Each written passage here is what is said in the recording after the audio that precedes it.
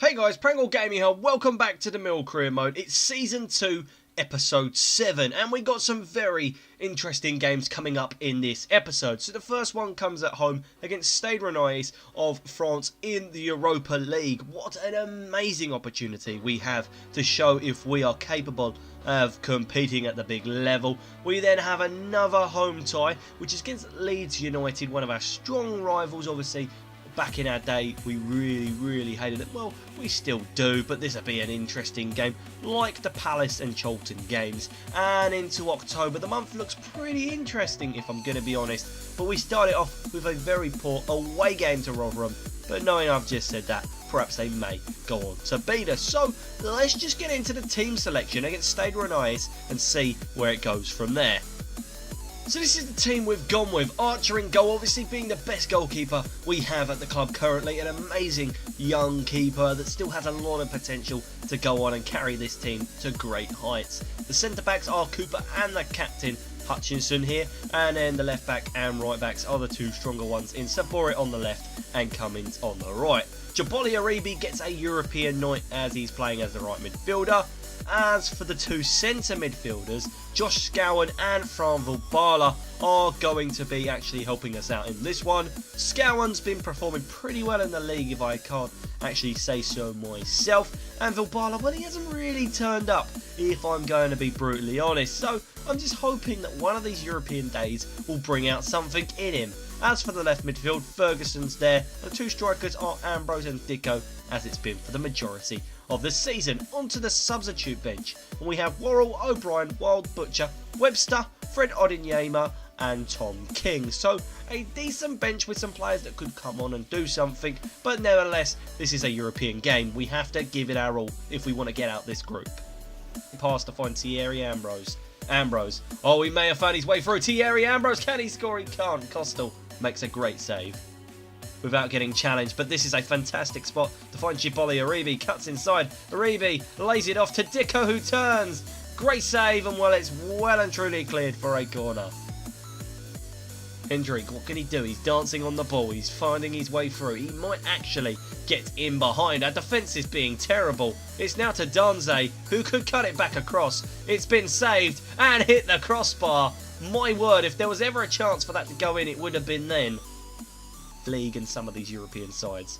Ambrose through to Josh Scowen. He is a king of scoring goals, and well, he will score today. There we go.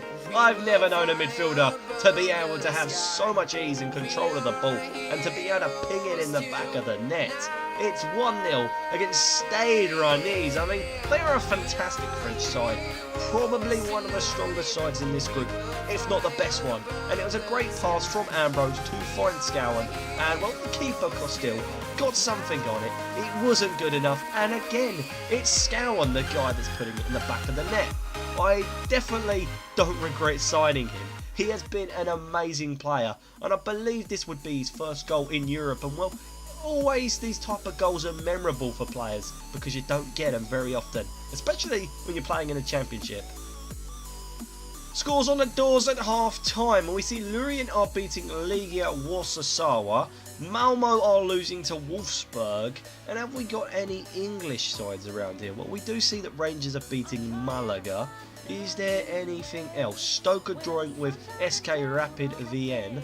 And I can't really see anything else as far as I can see. Actually, I do. I see Hercules are drawing with Liverpool. But apart from that, the rest of the results, I'm just going to keep flicking through them and you can see them yourself. But as for the game we're in, let's go take a look at how we're doing at the moment. Well, to be fair, it has actually been fairly equal. And the stats quite clearly show that. I mean, we've had quite a good time in front of goal. I'm going to be honest though, I do think in terms of moving the ball about, they've been more comfortable than us, but I believe that's because they're playing in top division in France and they're not a bad side by any stretch. So that's probably the main reason. We've got a second half, obviously we drew with Braga. We want to be winning games like this to just try and push ourselves into the knockout stages of this European League. And well, let's just see where we can go. It's going to be an interesting second half. And we should have got it back there. And well, this is where the counter-attack could really cut us short. CO, he has definitely got the pace to burn. And well, there you go. they break us on the counter-attack. Something that I said so many times that CO would manage to be able to do that. I mean, I had a FIFA series that involved CO, and he's just because he was pacey, for the fact I wanted to pace abuse, and well, it shows it so much. He was so comfortable running forward, and Archer literally stood no chance. That lead that we had, well, it's not really lasted very long, and well, this is upsetting because we just can't seem to keep a clean sheet in Europe, and that is Giovanni CO's first goal in the Europa League as it stands. We're going to be making 2 substitutions. That's with Fred Onyema and Aiden O'Brien coming on, and Noah Dicko and Thierry Ambrose really running their course. The 2 strikers have been great, but we do need some fresh players, and I just want to go with a different dynamic. I know Aiden and Fred can definitely bring that. European tie. Maybe he's getting to his head a bit. Maybe he's getting to the head of some of these players. Ramos still going. This is an opportunity, and well, Archer makes a clawing save to keep us in this tie. This is the first time I think Vilbala stayed on for the full 90, and that is a pass to find Aiden O'Brien. He might be through here. Aiden O'Brien still going. Oh, it's got in the back of the net. I can't believe it. We're beating Stade Rennais late in this game. That could be the goal we need. We're beating them 2-1. I cannot believe it. This is huge. 3 points could actually be on the table. I didn't expect it. He got through, and my word, it was just a P-roller into the bottom corner. A tidy finish. But my word, this could go down as a historic moment. Well, it will go down as a historic moment for Millwall Football Club. We've just got to hold on to this. And that's obviously Aiden's first in the Europa League. We could have a chance to get a third and punish him truly. Fred, it could be a penalty. It is. We have the chance to score a third goal late in this game. We broke them on the counter-attack. That is what we like to see. And Mendes went and smashed him down to the ground. This is a huge, huge chance to complete this game. What a chance this is for Aiden O'Brien. Aiden steps up to take against Costille. Will he score? Of course he will. Aiden O'Brien, the saviour, the man, the myth, the legend. Why does he want to leave? I do not know. This guy is actually one of my favourite strikers. I mean, we've got Dicko and we've got Ambrose, but if I had to have another player in that team and only have 3 strikers, it would be Aiden O'Brien over Gregory any day. Aiden just seems to be popping up, especially this season. So I really hope he wants to stay at this club, because this guy has just proved why he's such an important player, especially when he comes off the bench. It's his second goal in this game, and what a time to score that goal.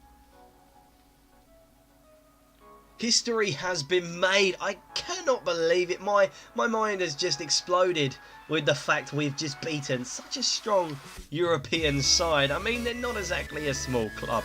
So honestly, I don't know what to say. The only thing we should do is just take a look at the table, and that's really where I can go from this. Let's just have a look at that table for this current Europa League group. And would you look at that, we top the group with Braga, the team we drew with. That is crucial. Obviously, Stade Liège are a strong side. We've got them coming up in the upcoming month. But this is a great place to be in with top of the league. Obviously, 3 points above the teams that could potentially knock us out of the group stages. So I don't know what to say. We've just got to focus on the league now. And let's get into the team selection against Leeds. And this is the team selection against Leeds. I'm just trying to catch my breath after that amazing game that we just won in Europe. But let's just have a look at the team we're playing. So Alexander will be in goal. I've reverted to him to give Archer some resting time. Cooper and Hutchinson are the 2 centre-backs remaining the same. Mason Brown makes his debut for the Lions, playing in a very important game, as does Marlon Romeo, switching into the right-back position. Worrell is the right midfielder. As for the centre midfielders, Scowen, who scored in Europe, and Kyron Farrell, who now is put in to get an opportunity. Vilbala wanted to play, but he's been dropped to the bench just because I think it's worthwhile. Wild is the left midfielder, and the 2 strikers are Thierry Ambrose and Sunil Chietri. I know, Noah Dicko has been dropped to the bench. I just want an option from the bench that has an amazing amount of pace, and well, that guy is Noah Dicko. So let's just quickly take a look at the bench. Aribi, O'Brien, Dicko, Vilbala, Webster, Fred and King. The bench pretty much stays the same, but this derby game is important, so let's just see how we perform against obviously one of our best rivals. As I'm building this team up as we go along, and well, it's been a very fortunate time if I'm going to be honest. Chetri turns, the veteran, finds Thierry Ambrose. Ambrose lays it off for Greg Wild, still turning. Greg Wild, could he have the shot? He can. A great save for the keeper there. Well, they have to clear it off for a throw on. Hooper to Farrell, who flicks it to Hutchinson. Back to Kyron Farrell, who's going to let fly here. Oh my word! How on earth has that gone in? What is this? I can't believe it. Kyron Farrell from absolutely nowhere. This could be a contender for goal of the season. I mean, my word. You just didn't expect it to go in from there.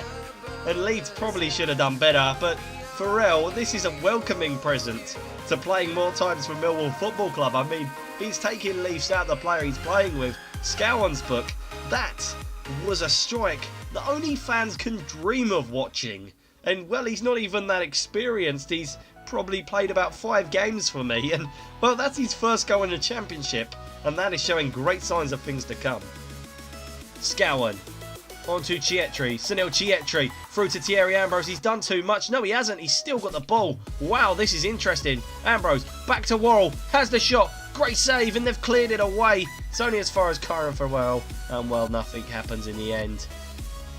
Play it well over the top for Thierry Ambrose, who has the explicit pace to get in behind. Thierry Ambrose still going. Will he score? He won't. That is a phenomenal save, and it's going to go off for a throw on.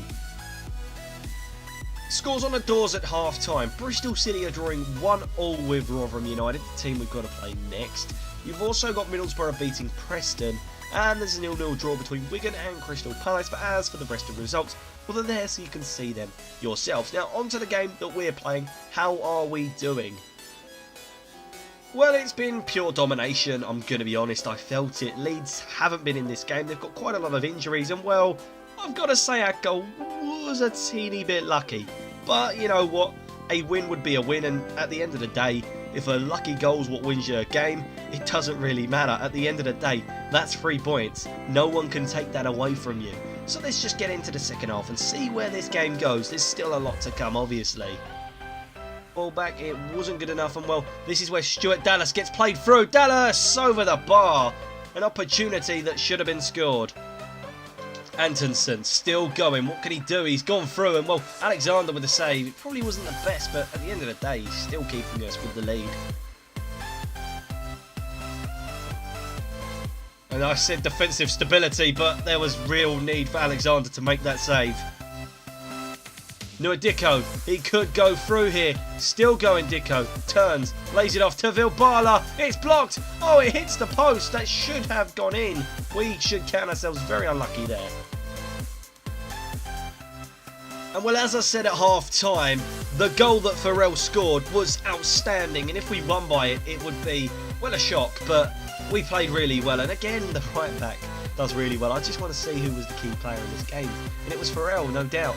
Or actually, no, it's Hutchinson. But the player that ended on the pitch was Farrell. But, yeah, Farrell played interestingly good, to be honest. It was actually a really good performance from him. I only put him in to just gamble and see what he was like, as I didn't think Vilbala would last the game. And, well, obviously it paid off. He scored, and, well, we could just get into the next game against Rotherham, where I'm thinking of playing them much more weaker and have a comfortable result against them, as I'm hoping that we don't slip up against them. So let's just get into the team selection against Rotherham.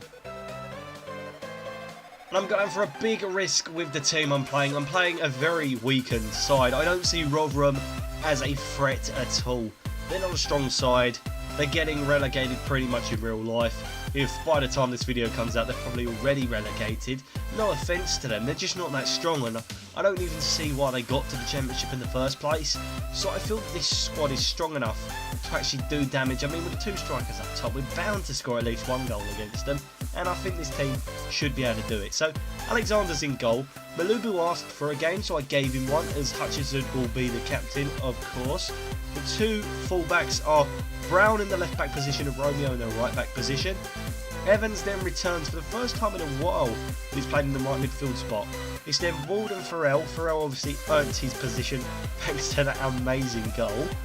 Ferguson's then a left midfielder, and 2 strikers are Ambrose and Dicko.